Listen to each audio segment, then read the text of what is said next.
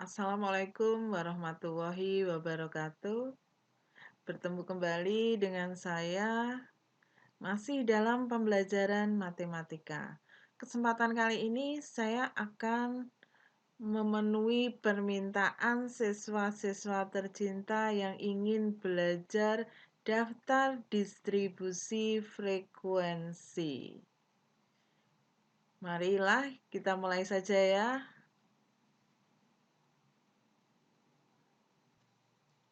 Daftar distribusi frekuensi.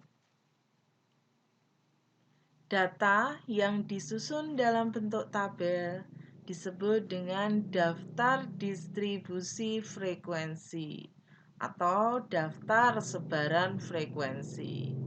Data distribusi frekuensi ini ada dua macam. Yang pertama, daftar distribusi frekuensi tunggal. Yang kedua, daftar distribusi frekuensi berkelompok.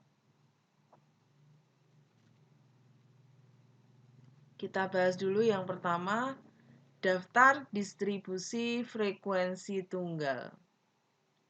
Berikut ini adalah data ulangan harian matematika dari 36 peserta didik di suatu kelas. Sekarang akan kita kelompokkan nilai-nilainya. Jika kita lihat, nilai 50 muncul satu kali, nilai 60 muncul 4 kali, nilai 70 muncul 6 kali, nilai 80 muncul 17 kali, nilai 90 muncul 5 kali, dan nilai 100 muncul 3 kali. Keterangan ini bisa kita buat tabel atau daftar distribusi frekuensi tunggal. Tadi nilainya ada yang 50, 60, 70, 80, 90, 100. Kita tulis saja pada bagian nilai ulangan ini. Kemudian kita buat turusnya. Caranya membuat turus, misalnya kita masukkan data ini ke tabel 60, maka kita akan buat satu garis di sini, pas 60. 50 berarti pas 50 kita buat garis. Yang ketiga 90. Maka kita akan membuat angka 1 di 90. Untuk memudahkan perhitungan, setiap 5 kita buat coret. Berarti ini 1 gini 5. Sampai semua nilai kita masukkan. Semua data tadi sudah masuk sini. Maka di sini kita bisa menghitung frekuensinya. Yang nilainya 51, yang nilainya 64, nilainya 76, nilainya 80 17, nilainya 95, dan yang nilainya 100 ada 3 peserta didik. Ini adalah contoh dari daftar distribusi frekuensi tunggal. Dibandingkan dengan menuliskan seperti ini, saya kira lebih menarik dan lebih mudah dipahami kalau ditulis dalam bentuk tabel distribusi frekuensi tunggal ini. Sekarang kita akan mempelajari yang kedua, daftar distribusi frekuensi berkelompok. Data yang ukurannya besar biasanya kita buat dalam bentuk daftar distribusi frekuensi berkelompok. Langkah-langkah untuk membuat daftar distribusi frekuensi berkelompok. Yang pertama, mencari jangkauan atau range. Di sini dimisalkan dengan R. Caranya mencari R adalah data terbesar dikurangi dengan data terkecil. Jadi, dari semua data yang ada, cari saja yang paling besar dan paling kecil. Kemudian yang paling besar kurangi dengan yang paling kecil, ketemulah range atau jangkauan. Langkah kedua, menentukan banyak kelas. Di sini dilambangkan dengan K.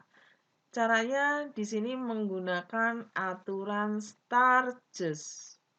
Rumusnya K sama dengan 1 ditambah 3,3 log N. N ini adalah ukuran data. Langkah yang berikutnya menentukan panjang kelas. Di sini dilambangkan dengan I. Panjang kelas disebut juga dengan interval kelas. I itu sama dengan R per K. Jadi interval kelas atau panjang kelas itu sama dengan range dibagi dengan banyaknya kelas. Untuk panjang kelas ini nanti dalam perhitungan kita bulatkan ke atas agar semua data bisa tercover. Untuk lebih jelasnya, perhatikan contoh berikut. Perhatikan hasil pengukuran tinggi badan, ukurannya di sini dalam sentimeter, anggota pramuka SMK Negeri 2 Salatiga sebanyak 40 peserta didik sebagai berikut. Pertanyaan yang A, tentukan jangkauan data tersebut. B, tentukan banyaknya kelas menggunakan aturan Sturges. Jika diketahui log 4 itu 0,6021. Selanjutnya, tentukan panjang kelas interval. Dan yang terakhir, buat daftar distribusi frekuensi kelompoknya.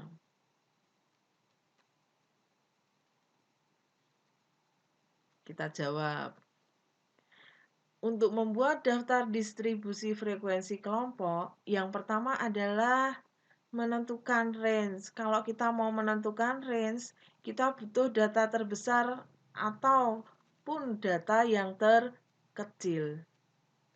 Kebetulan ini kita hitung tidak menggunakan Excel tapi secara manual. Ini saya buat satu kolom ini. Dari atas sampai bawah ini saya cari yang paling kecil dan yang paling besar. Yang paling kecil saya cetak merah, yang paling besar saya cetak biru.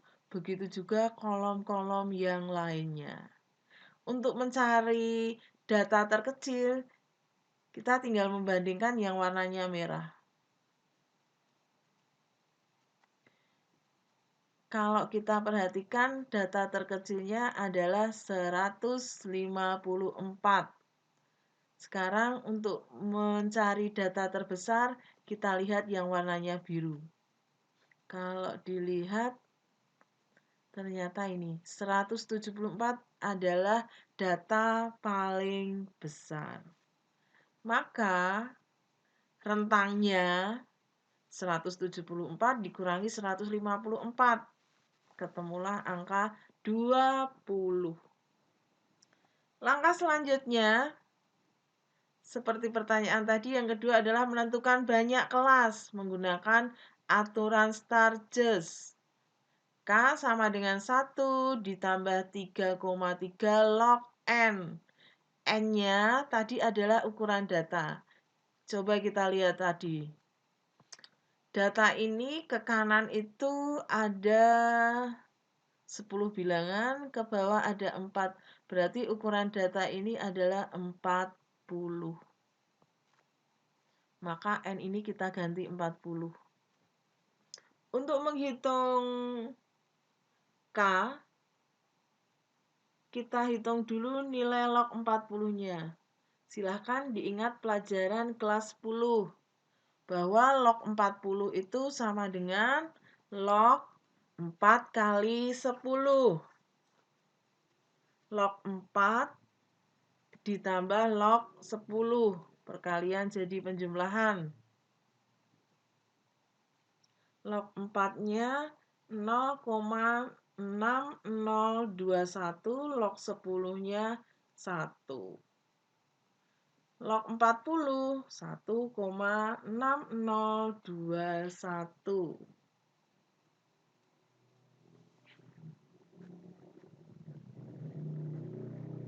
Sehingga setelah ketemu nilai log 40, kita kalikan saja nilai dengan nilai 3,3. Ketemu angka ini. Baru kemudian tambahkan dengan 1. Ketemulah nilai K 6,2869. Kita bulatkan ke atas jadi 7.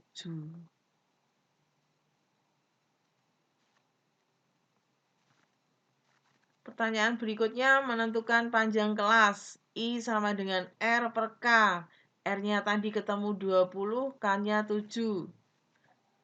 Ketemulah angka 2,8571. Kita bulatkan jadi 3. Dibulatkan ke atas agar semua nilai tercover.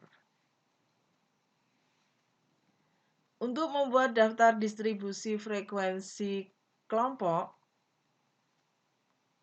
kita buat di sini 3 kolom.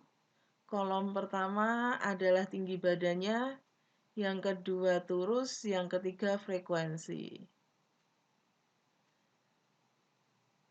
Tadi data terkecil itu 154, data terbesar 174.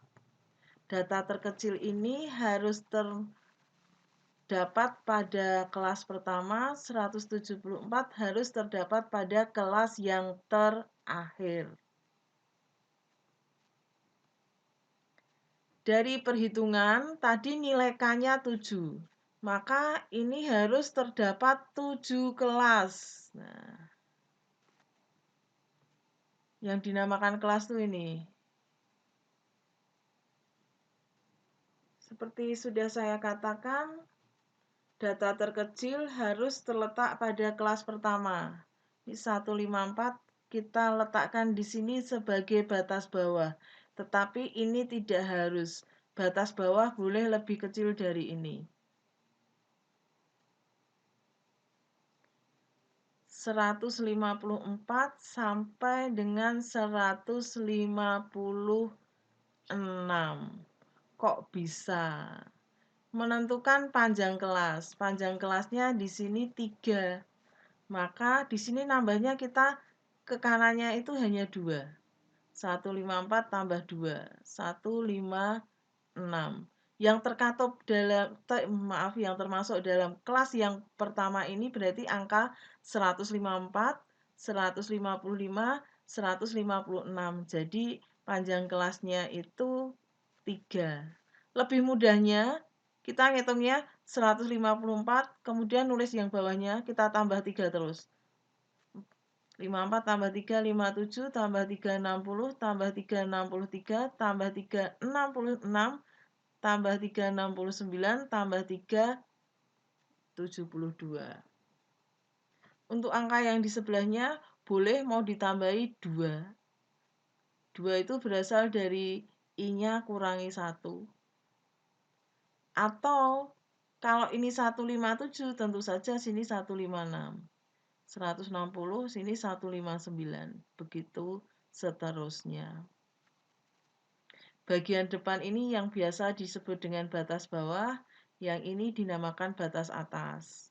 Data terbesar harus terletak pada kelas yang terakhir ini, tetapi tidak harus batas atasnya. Kebetulan di sini pas batas atasnya. Turus seperti data tunggal tadi, misalnya angka 154 masuknya di kelas yang pertama. 156 masuknya masih di pertama. Dan seterusnya. Seperti di daftar distribusi frekuensi tunggal tadi.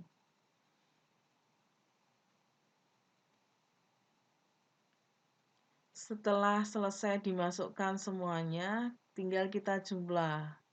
3, 4, 8, 11, 8, 4, 2. Beginilah cara membuat daftar distribusi frekuensi berkelompok. Demikian tadi pembahasan saya tentang daftar distribusi frekuensi. Mohon maaf jika ada kekurangan dan kesalahan. Semoga bermanfaat. Sampai bertemu kembali pada video yang lainnya. Assalamualaikum warahmatullahi wabarakatuh.